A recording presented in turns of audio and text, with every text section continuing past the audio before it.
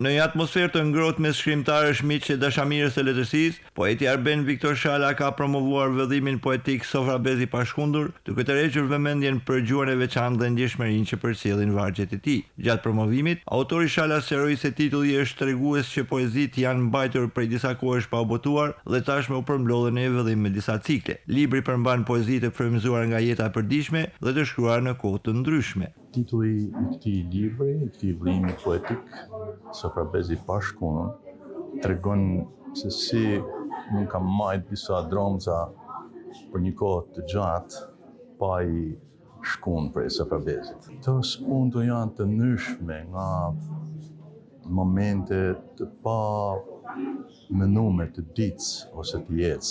Nga ana tjetër, redaktori i librit shkrimtari Stefan Çapaliku e vlerësoi veprën e autorit Shala si një vëllim bashkëkohor që e pasuron peizazhin e poezisë shqipe. Mendoj se poezia e Arben Shalës është një poezi e vitit 2025-2026 në gjitha kuptimet e veta.